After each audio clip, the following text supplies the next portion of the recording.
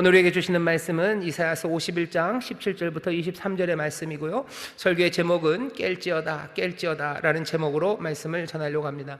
지난주에는 여호와의 팔이여 깨소서 깨소서 그래서요, 그게 주 안에서 심하게 신학적으로 말하면 삼위일체 안에서 하나님이 무슨 내적인 대화를 하시는 것처럼 우리가 얘기를 들었어요.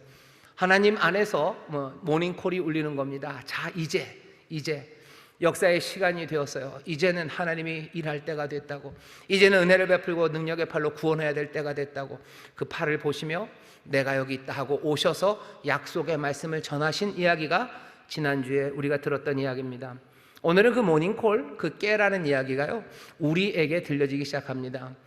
여러분들 아시겠죠? 모닝콜, 아침에 잠용종이 막 울리고 알람이 울리면 깨어나요. 근데 깨어나기 전에는 분간이 안 됩니다.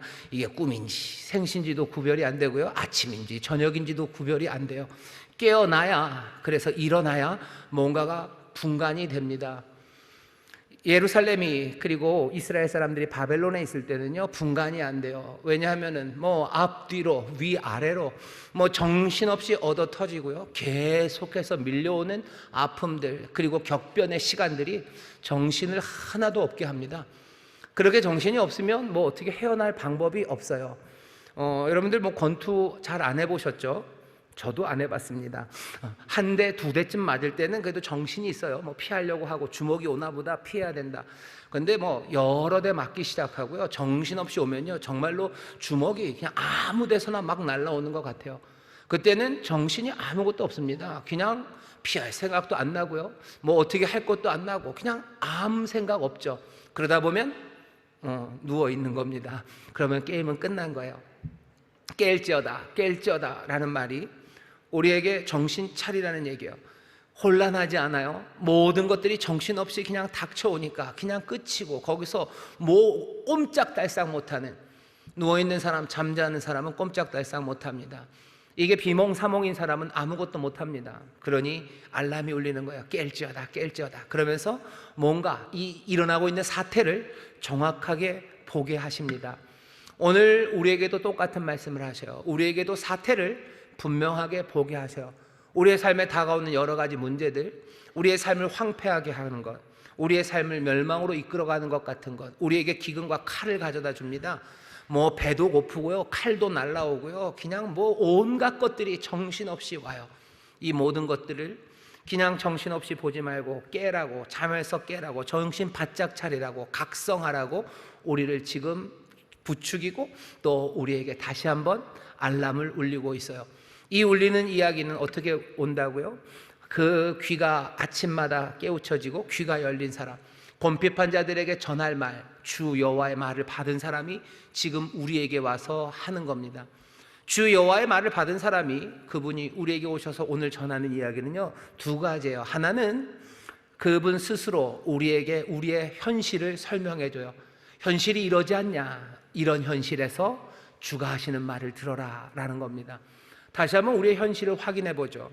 여기 예루살렘 이 알람콜을 들어야 되는 사람들은요, 여호와의 손에서 그 분노의 잔을 마신 사람들입니다. 분명하게 알아요. 이 사람들이 그렇게 힘들고 어려운 것은 여호와께서 이 일을 행하셨다는 걸 압니다. 하나님이 그렇게 하신 거예요. 여기에 대해서 부인하지 않습니다. 그런데 그 현실을 보면 이런 현실입니다.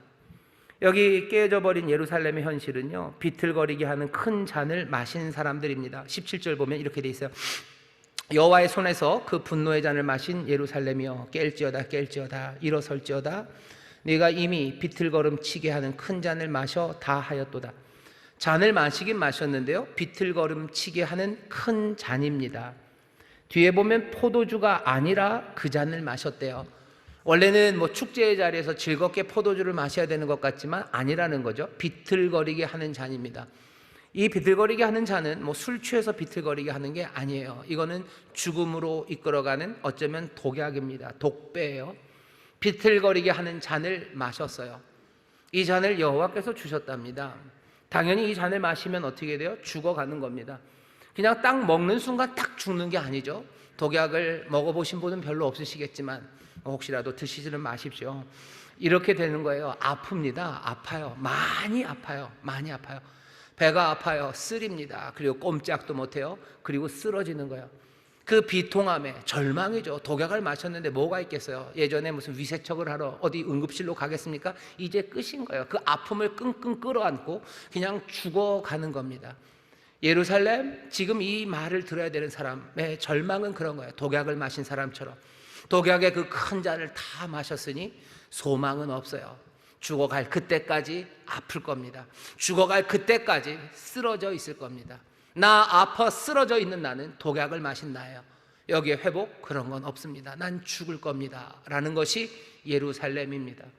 오늘 이 말을 들어야 되는 예루살렘은 현실입니다. 이 예루살렘은 이 말씀을 듣기 한 몇십 년 전에 그 깨졌던 그 성읍이에요. 거기 깨져서요 소망이 아무것도 없어요. 그냥 아플 뿐이에요. 넘어질 뿐입니다. 자, 그 현실을 이야기해요. 또 예루살렘은 어떤 현실, 어떤 모습입니까? 자녀를 잃은 부모입니다. 자녀를 잃은 부모 같은 예루살렘이요. 18절 보면 이렇게 되어 있습니다. 네가 낳은 모든 아들 중에서 너를 인도할 자가 없고 너의 양육한 모든 아들 중에 그 손으로 너를 이끌 자도 없도다. 네 아들 중에 너 이끌 자 없어요. 아들을 낳긴 낳았어요. 하지만 이제 아들은 없습니다. 왜 아들이 없어요? 아들은 죽었어요. 그리고 아들은 끌려갔어요. 그리고 아들은 쫓겨갔습니다. 잡혀갔든지 도망가 버렸든지 아니면 죽었어요.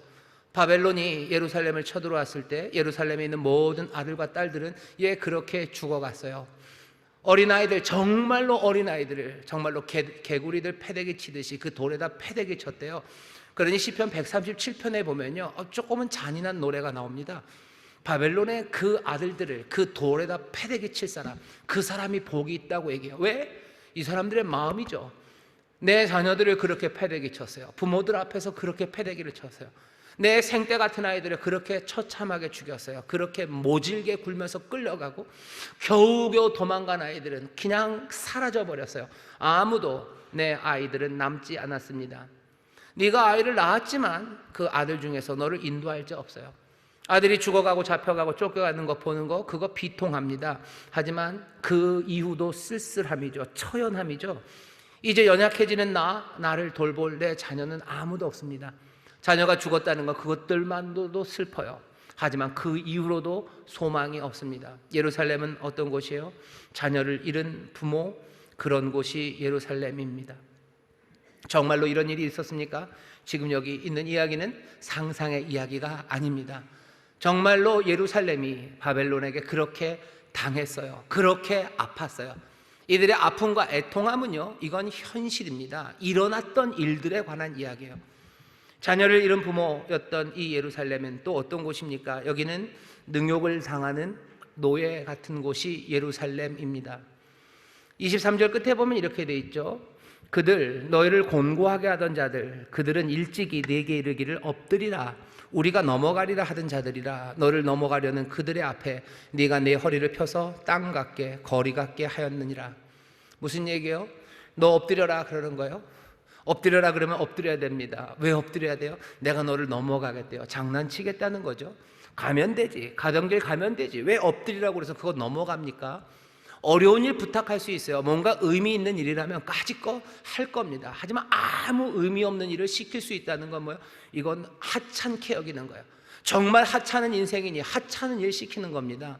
군대가 사람을 조금 괴롭게 만들고 조금 가볍게 만드는 것이 이상한 일들을 시키기 때문이에요. 군인 가족들이 계실 텐데 죄송합니다. 뭐 이유가 있겠죠. 근데 아무리 생각해도 이유가 없어요. 딴 생각을 하기 때문이래요. 그냥 여기 이 구덩이를 파래요. 그 다음에 다시 묻으래요. 그 옆에 구덩이를 또 파래요. 그리고 또 묻으래요. 낙엽이 떨어지는데 아침에 쓸래요. 1시간 지나면 또 쓸래요. 계속 가을에는 낙엽만 계속 썰었었어요. 아직도 왜 낙엽을 그렇게 쓸었는지 모릅니다. 저녁에 한번 쓸든지 아니면 그냥 나무를 다 잘라버리든지 그랬었어야 되는데 맨날 낙엽 쓰려고 그러고 이상한 일 시키고 그러니까 사람들이 그러니까 하찮게 보는 거야. 아무것도 아닌 양 그렇게 대합니다. 여기 지금 그렇게 하는 거죠. 내가 건너갈 테니까 너 엎드리래요. 노예니까 그러는 거죠. 삶이 생명이 가벼우니까 그런 거죠. 그렇게 가볍게 취급당합니다. 왜? 전쟁에 진 사람들이요 아무것도 아니에요. 노예로 끌려갔어요. 엎어러지라면 엎어러지는 거예요. 의미 없어도 엎어져요. 내가 좀 건너가겠다. 이것만 해도 자신의 약함에 대해서요 굉장히 슬픈데 이야기는 거기서 끝나지 않아요. 그렇게 엎드린 나는 어떻게 합니까? 허리를 펴서 땅 같게 거리 같게 했어요. 넘어간다고 하니까 어떻게 잘 넘어가시라고. 내 허리가 땅같이 길같이 빤빤해야 돼요. 조금 덜 펴지면 높이가 생기죠. 그럼 넘어가다가 나에게 그거 시키니 발 걸리면 나는 또 얻어 터질 것 같은 거예요. 그러니 어떻게 더 아주 빤빤하게 나를 엎드리라고 넘어간다고 그러고 사실은 나를 밟을 걸 알아요. 그러면서 킥킥거릴 걸 압니다. 그러니 어떻게 잘 밟으시라고 땅 같게 길 같게 나의 허리는 평평하게 펴는 거예요. 거기에 엎드려서 납작 엎드리려고 애쓰는 납니다. 그것들을 그 이후에 발견하죠. 종처럼 노예처럼 그렇게 하찮게 취급당하는 내 연약함이 슬퍼요. 하지만 더 슬픈 건 어쩌면 내 몸에 배어있는 그 비굴함입니다. 내 몸에 배인 비굴함이죠. 내가 거기서 바짝 엎드려야 된다고 그냥 자동으로 아는 거예요. 그리고 나서 오면 얼마나 슬픕니까? 그건 내가 얼마나 한없이 작게 느껴집니까? 거기에는 어떤 소망도 없어요. 거기에 뭔가 내 안에 뭐가 심지가 있어서 뭐가 있었으면 그러면 그 이후라도 내가 다음에는 뭐 이렇게겠지만 거기에서 바짝 엎드렸던 나, 길같이 땅같이 내 허리를 폈던 나, 그 나를 생각하면 그 몸에 배인 비굴함이 나를 더 절망으로 이끌어갑니다. 그게 예루살렘입니다. 예루살렘이라는 곳이 그 형편이었어요. 그게 예루살렘이 당했던 현실입니다.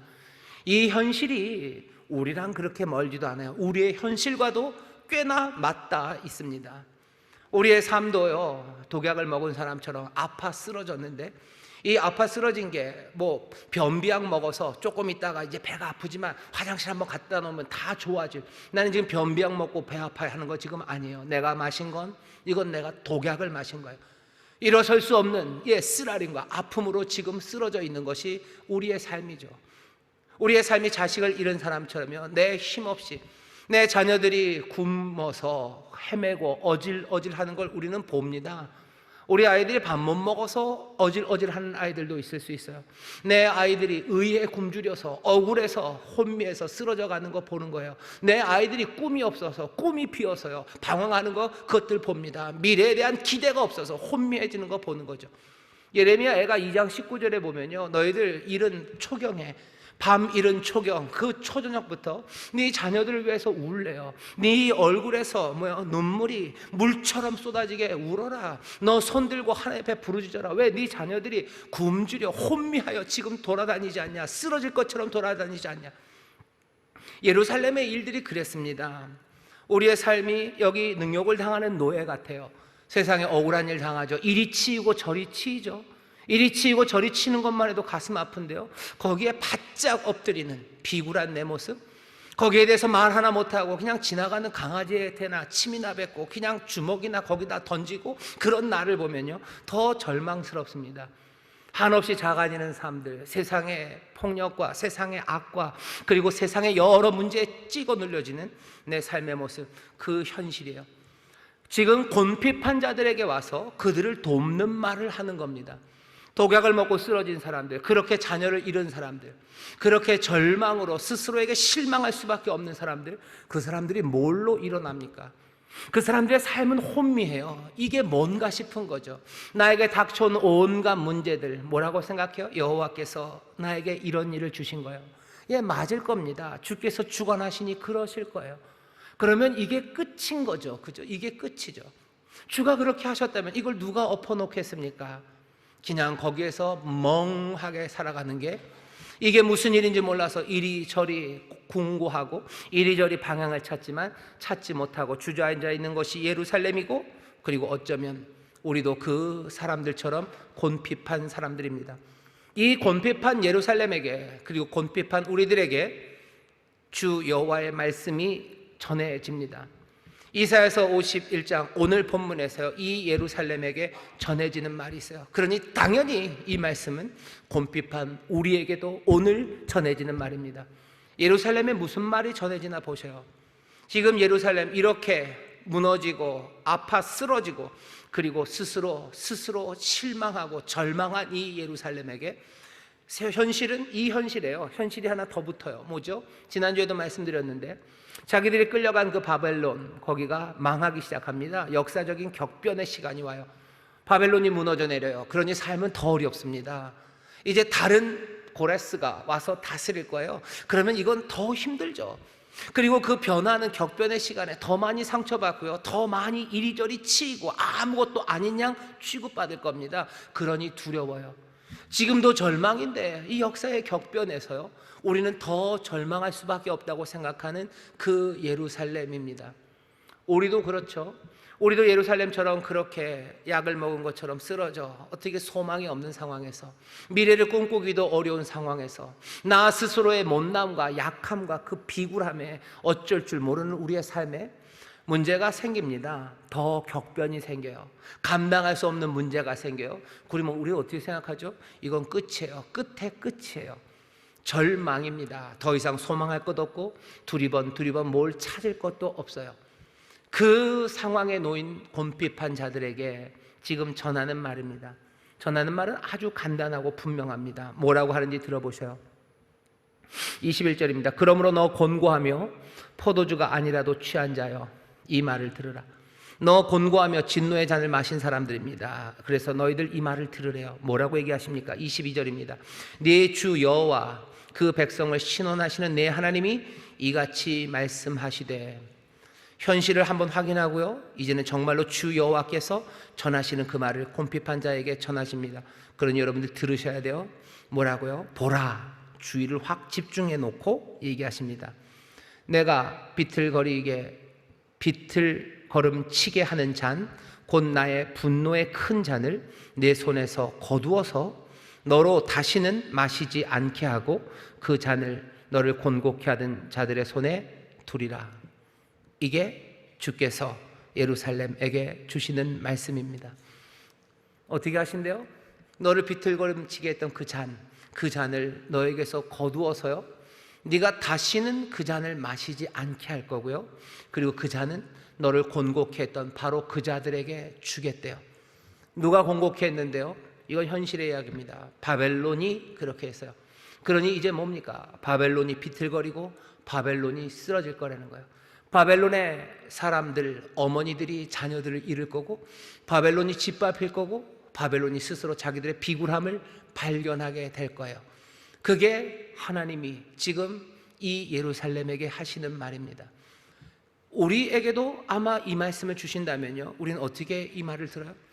하나님이 우리에게 주셨던 모든 그 고난의 잔을 우리에게서 거두어 가셔서요, 다시는 그것들 마시지 않게 하시고, 또 우리가 마셨던 그 잔을 우리를 곤고하게 했던 그들에게 마시게 하십니다.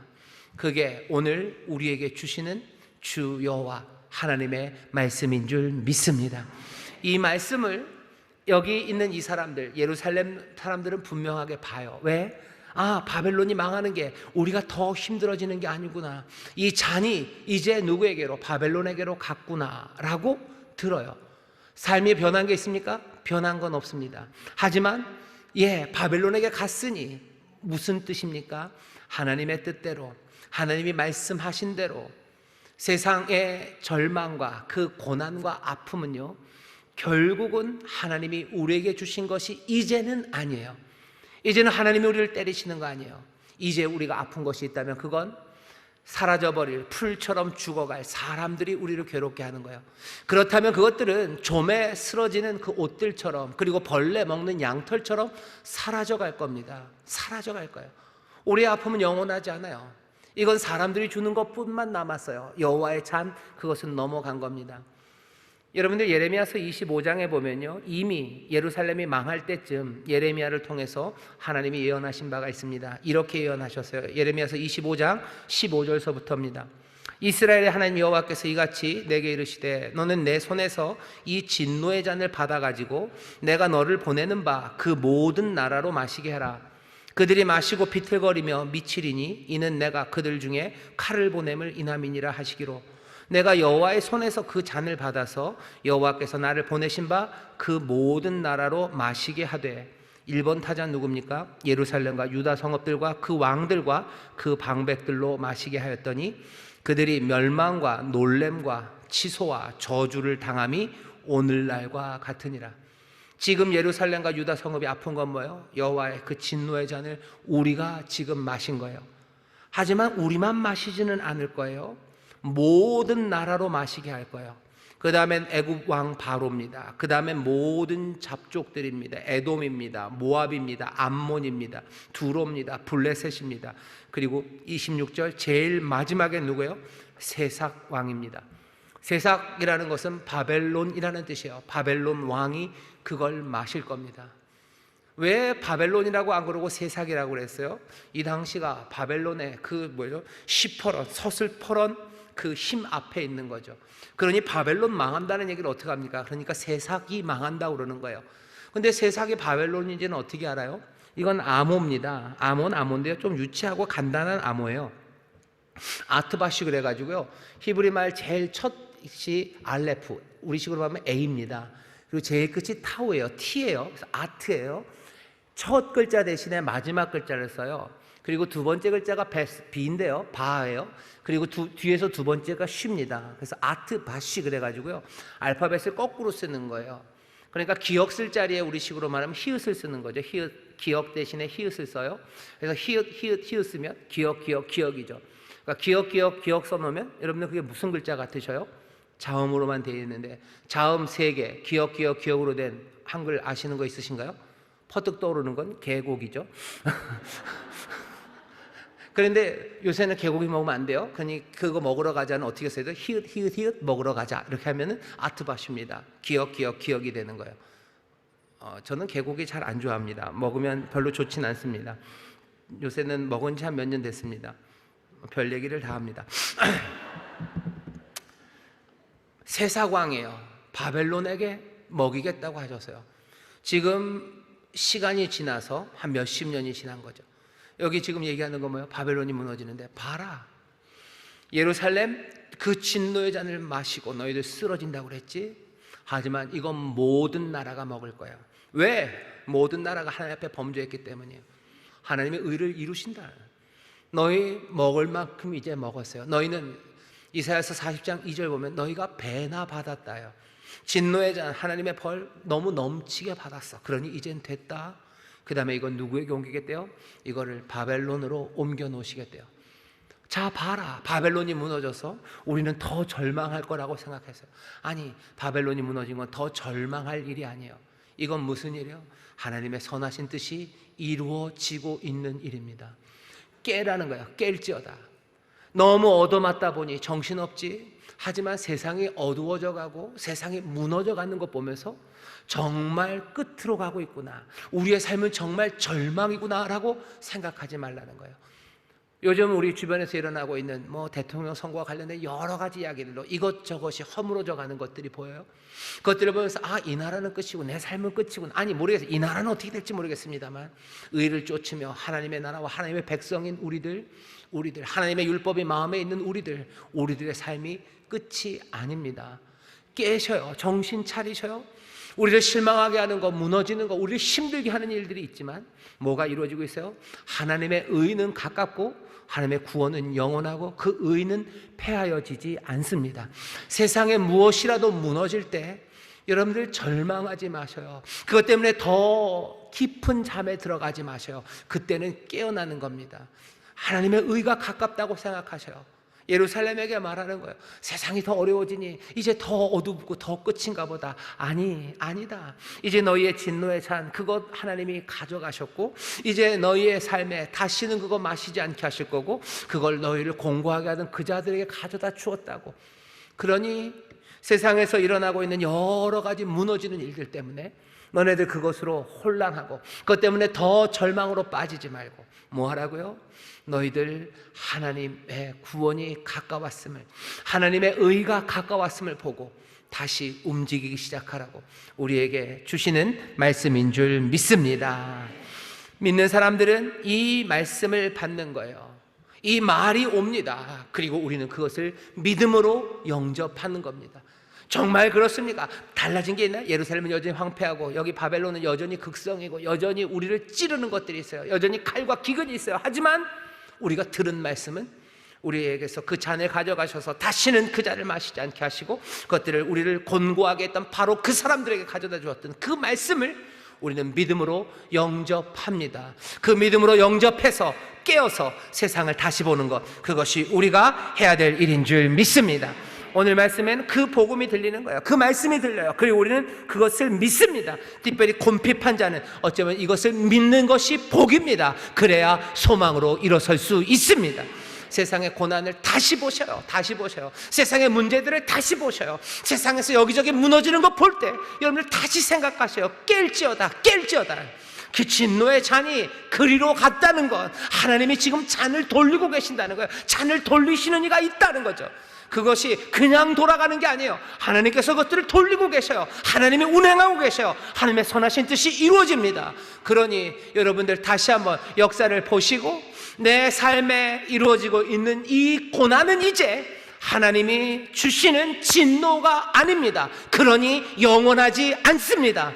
하나님이 우리를 진노하시고 우리를 때리시는 거라면 그건 영원할 수도 있어요. 하지만 이제는 아닙니다. 그러면 남은 고난은 뭐예요? 사람들이 가져다 주는 거예요. 사람들이 가져다 주는 거는 그들은 풀처럼 사라져 갈 겁니다. 그들은 죽을 겁니다. 시간이 갈수록 그들은 약해질 거고, 시간이 갈수록 주를 앙망하며 주를 기다리는 사람들은 독수리 날개 치는 것처럼 새 힘을 주시니 시간이 갈수록 우리는 소망에 더 가까이 나아가게 되는 줄 믿습니다. 하나님이 우리에게 보게 하신 것, 그것에 우리는 더 가까이 가는 거지, 우리는 절망으로 가는 게 아닌 것을 여러분들 깨닫게 되시기를 주의 이름으로 축원합니다. 하나님의 진노라면 영원할 거예요. 하지만 하나님의 진노가 아니라면 우리는 염려하지 않아요.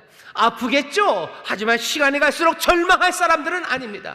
시간이 갈수록 구원은 가깝고 하나님의 의는, 패하지 않는 그 의는 온전히 이루어질 것, 그것들을 바라보니 여러분들 점점 더 소망하시고 점점 더 꿈꾸시고 점점 더 크게 노래하시고 점점 더 크게 춤추게 되시기를 주의 이름으로 축원합니다. 주의 이름으로 축원합니다.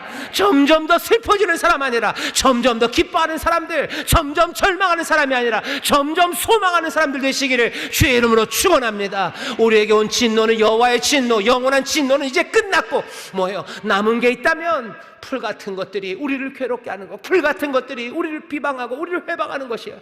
그러니 여러분들 우리가 이깁니다. 주를 앙망하는 자에게 셈을 주시고 주의 구원이 영원하기에 우리를 구원하신 하나님의 뜻이 이루어지는 줄 믿습니다. 이게 오늘 여기 곤핍한 자들에게 전해지는 복된 소식이에요. 여기 예루살렘의 사람들은 여기까지 들었어요. 하지만 오늘 이 말씀을 듣는 우리는요, 이 말씀이 조금 다르게도 들립니다. 왜? 어디선가 들어본 이야기예요. 잔이라는 이야기가 생각나는 하는 게 있습니다. 잔을 받았던 사람이 있어요. 잔을 받았던 사람이 있죠. 겟세마네라는 곳에서 잔을 받으신 분이 여러분들 기억나실 겁니다. 우리가 받아야 될 진노의 잔을 하나님께서 누구에게? 바벨론에게, 예루살렘의 경우에 바벨론에게 했어요. 왜? 그들은 우리를 곤고하게 했던, 그들도 악한 사람이었기 때문이에요. 그러니 잔이 돌아갑니다. 그런데 하나님께서 이 잔을 돌리시다가 어떻게 하셔요? 이 잔을 아무 잘못 없으신 이 앞에 가져다 놓습니다. 허물도 없고 죄악도 없는 이 앞에 가져다 놓으셔요. 그분도 그 잔을 받아들고요, 당황하셔요. 이 잔을 내게서 지나가게 하시옵소서. 하지만 이게 내 뜻인데 이게 아버지의 뜻이 아니라면 아버지의 뜻대로 되기를 원한다고 하시며 그 진노의 잔을 마시는 이가 계셔요. 우리 사랑하는 주님 예수 그리스도가 마셨던 그 잔을 다시 한번 생각해 보셔요. 우리의 마셔야 되는 그 잔을요, 가져다가 우리로 이제 다시는 마시지 않게 하시려고 남김없이, 한 방울 남김없이 몽땅 다 마셔버리신 이가 있어요. 바벨론은 자기의 죄 때문에 마십니다. 하지만 이분은 죄 없이 그것을 마시셨어요. 이건 너무 불공평한 거 아닙니까? 아니요, 불공평한 것 아니에요. 이거는 말할 수 없는 은혜라고 얘기할 뿐입니다. 이 잔을 바벨론으로 옮긴 게 이게 불공평합니까? 그건 아니에요. 거기도 하나님의 은혜입니다. 하지만 그것과 비교할 수 없는 하나님의 은혜가 이 연약한 이들과 가련한 이들, 이 미래가 없는 사람들과 이 연약함으로 절망한, 어쩌면 몸에 배인 비굴함으로 살아갈 수밖에 없는 이 못나고 죄악 가득한 사람들, 이 사람들이 당할 이 잔을 가져다가 여기 흠없고 죄 없는 이에게 맡기셨어요. 그리고 이분은 그건 남김없이 다 마시셨습니다. 독주를 마셔서 비틀거리고 쓰러져 아파 죽어가는 사람은 예루살렘만은 아닙니다. 우리들 죽을 수밖에 없는 사람들이에요. 독주를 마시면 죽음이 예정된 것처럼요, 우리 죽을 수밖에 없는 사람이요, 우리가 죽음이 예정된 사람이요, 그때까지 아파요. 그때까지 쓰러지고 살아갔던 사람들이 그냥 우리들입니다. 죽을 수밖에 없는 우리들, 죽을 때까지 아파하고 넘어질 수밖에 없는 우리들, 거기서 꿈틀거릴 수밖에 없는 우리들이 바로 이 사람입니다. 독주를 마셔 쓰러지는 사람들, 소망, 장래, 위로가 없는 우리들, 세상에 짓밟혀 모욕당하는 연약함에, 거기에서 또 몸에 배인 비굴함과 그 못남에 진저리 치지만 그것들을 벗어날 수 없는, 그렇게 갇혀버린 사람들이 우리들이에요. 그런데 우리들이 마셔야 될 그 잔을 누가? 예수 그리스도, 우리 사랑하는 주님께서 그 모든 것들을 다 마시셨어요. 그러면 우리는 이 말씀과 합하여, 신약에서도 얘기하죠, 그리스도 예수 안에서 정죄함이 없어요. 그러니 우리는 주 예수 그리스도로 말미암아 하나님 앞에 감사합니다. 우리 안에 있는 모든 죄악, 그래서 그 죽음의 법이 이제 성령의 생명의 법으로 말미암아 다 새로워져서 죽을 수밖에 없는 우리가 살아나게 되고, 죄로 살 수밖에 없는 우리가 의로 서게 되는 삶의 변화가 어떻게 해요? 주께서 내 잔을 다 마시셨기 때문이에요. 예루살렘의 아픔이 현실이고 예루살렘의 이 회복이 현실인 것처럼 내 삶에 있었던 이 아픔과 비틀거림과 이 비참함이 현실이었고요, 주께서 그 잔을 마신 것이 현실이고요, 그리고 그 현실에 대해서 하나님이 하신 그 말씀은 진리입니다. 우리는 이제 더 이상 여기 있는 말씀 그대로 진노 아래 있지 않습니다.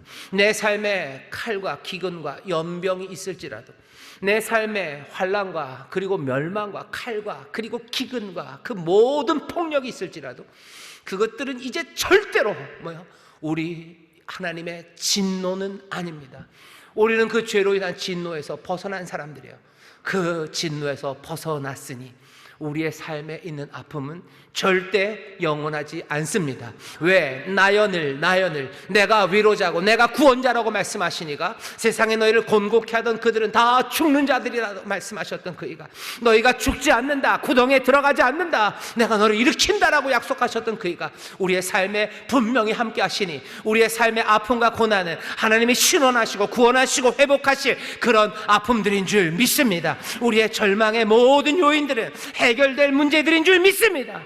시간이 갈수록 하나님의 약속은 이루어질 거예요. 시간이 갈수록 소망을 품을 수 있는 거. 왜요? 우리가 여호와의 진노 아래 있잖아요. 우리가 죽는 사람 이제 아닙니다. 약속하셨죠? 기억하십니까? 지난주입니다. 얼마 되지 않았습니다. 그 놀라우신 은혜의 주님이 자기의 진심을 보이시고 우리에게 오셔서 하셨던 말씀이에요. 죽지 않는다. 너희들 왜 두려워하느냐? 너희들 왜 그렇게 두려워하고 종일 떠느냐?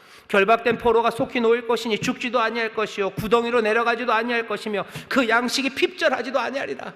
우리의 삶을 채우시고 살리시는 주의 놀라우신 은혜가 우리의 삶 가운데 이루어지는 줄 믿습니다. 우리의 삶에 그러니 아픔은 해결될 아픔들이에요. 깨셔요. 모든 아픔들이 다 똑같지 않아요. 그 아픔은 이제 해결될 아픔들입니다. 하나 더, 그런데 주님께서 그 잔을 마셨다는 것, 그래서 우리의 문제가 이제는 더 이상 하나님의 진노 안에 있지 않다는 걸 깨달아요. 근데 도망갈 수가 없어요. 또 기억나는 게 있습니다. 여러분들 가시고 싶으시죠? 아니요, 못 갑니다. 여기까지 들어야 됩니다. 주님이 마가복음 10장에서요 제자들에게 하신 말이 있어요. 제자들이 예수님, 그러니 우리 행복하게 좌우에 앉았으면 좋겠어요. 그랬더니 예수님 하시는 말씀이요, 너희가 내가 받는 세례를 받고 너희가 내가 마시는 그 잔을 마실 수 있겠느냐라고 물으셔요. 제자들이 아무것도 모르고 얼마든지 마시겠대요. 주님 마시는 거 우리도 마십니다. 예수님이 씁쓸하게 얘기하셔요. 뭐라고 말씀하십니까? 그렇지, 너희도 내가 마시는 잔을 마시게 될 거다. 하지만 지금은 너희가 모른다. 예수님은 우리에게 주가 마셨던 그 잔을 쓱 내미십니다. 예수님 우리를 위해서 십자가를 지셨어요. 십자가를 지셨으면 니들은 십자가 지지 마라 그래야 될 것 같죠. 부모님들이 보통 그러죠. 네 모든 업은 내가 다 지고 가마. 그러니 너는 편하게 살아라. 그럴 것 같은데 예수님 십자가를 지고 가신 그분이 사랑하는 제자들에게 너희들 나를 따르려거든 너희들 십자가를 지고 나를 따라오라고 얘기하셨어요. 사랑하셔서 그 잔을 다 마신 그분이 우리에게 내가 마신 이 잔을 너희도 마실 수 있느냐, 너희도 이 잔을 마시라고 잔을 내어주십니다. 지난주 식으로 말하면요, 주께서 우리의 입에 주의 말을 넣으시고 주의 손으로 우리를 그늘 만드셔서 우리를 보호하신대요. 우리에게 협립 양산을 보내시는 게 아니라 그 손으로 그늘을 만드신대요. 항상 함께 하시며 지키시고 보호하시겠대요. 잔을 내어주시고요, 뭐라고 하는 거예요? 나를 따라오라고. 내가 너와 함께 한다고 같이 가셔요. 그 잔을 마시는 게 뭔지 아셔요. 우리가 그 잔을 마시고 걸어가는 그 길이 정말로 주의 손에 보호하심과 인도하심과 날마다 성령의 깨닫게 하심과 그 긍휼과 자비와 성실이 아침마다 새로워야 걸어가야 되는 그 길임을 알아요. 하지만 그 길로 우리를 부르시는 건 왜 그러셔요? 그 길이 아름답기 때문입니다. 그것이 우리로 하나님의 형상, 아들의 형상, 정말로 하나님이 기뻐하시는 그 아름다움으로 살아가는 길이기 때문에 그래요. 우리를 그냥 상처받은 데서 끝내지 않으셔요. 우리에게 반지를 끼우시고 아름다운 옷을 입히셨던 아버지처럼 우리에게 그 잔을 내어놓으십니다. 우리가 우리의 잘못으로 우리가 실수하고 그래서 우리의 삶에 아픔이 오는 게 있어요. 그런 것들은 빨리빨리 털어내셔야 돼요. 짜장면 10그릇 먹고 배 아프다 그러면 곤란합니다. 그건 하나님이 진노하신 것도 아니고요, 세상 사람들이 우리가 예수 그리스도의 잔을 마셨기 때문에 아픈 거는 아니에요. 하지만 어떤 땐 짜장면 10그릇 먹는 게요, 예수님이 주신 잔을 마신 것일 수 있어요. 언제 그런지 아셔요? 위로하기 위해서 먹어야 될 때가 있어요. 내가 정말 힘들고 이거 먹으면 배 아플 것 알지만 내가 먹습니다. 어떤 봉천동에 목사님 한 분이 계셨어요. 진짜 그 이유 때문인지 모르지만 이분이 콜레스테롤 수치가 엄청 높아서 돌아가셨습니다. 왜 그래요? 이분이 신방 가는 데마다 성도들이 뭘 차려놓는데 가난한 봉천동 달동네에서 성도들이 그거 차려놓는 거 부담되는 거 아셔요. 그러니 뭐라고 그러셨냐면요, 나는 계란을 너무너무 좋아한다고. 나는 계란을 하루에 3~4끼 많이 먹어도 좋다고.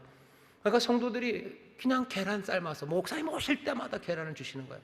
그러니 어떻게 목사님 신방 갈 때마다 그 계란을 어떻게 맛있게 드십니다. 그러니 평생을 매일 계란을 그렇게 너무 많이 드셨어요 라고 생각합니다. 왜냐하면 그렇게 많지 않은 나이에 돌아가셨는데 콜레스테롤이 너무 높아서요. 하나님 너무하시지. 그래서 먹은 계란이면 그 계란 먹을 때마다 콜레스테롤 확 낮추셨어야지 라고 우리가 안타깝게 얘기할 수 있지만 아마 그 목사님은 예수님이 내민 그 잔을 그냥 받으신 것 같아요.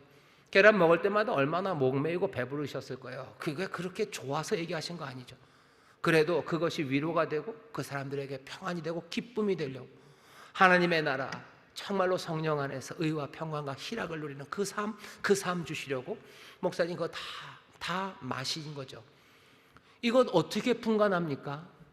이게 내가 계란을 욕심껏 먹어서 배가 아픈 건지, 아니면 내가 그 잔을 마신 건지, 아니면 세상 사람이 나를 괴롭게 한 건지, 그거 어떻게 분간합니까? 분간하는 방법은 하나밖에 없어요. 아니 그게 맞는지 모르겠지만 우리에게 알려진 거 하나밖에 없습니다.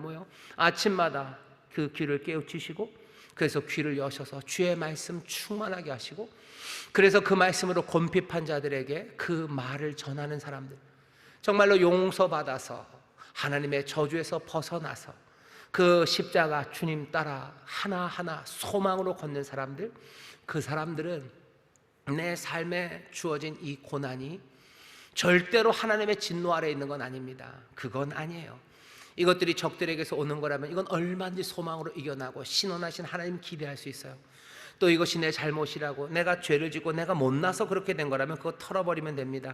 하지만 그게 아니라 베드로전서 2장 19절 20절에 있는 것처럼 애매하게 무고하게 고난을 받는 거고, 선을 행하기 위하여 고난을 받는 거고, 주가 내주시는 잔을 받아 그것을 받아 마시는 고난, 순종으로 참는 거라면 이것이 아름다운 것임을 분명히 분별할 수 있습니다.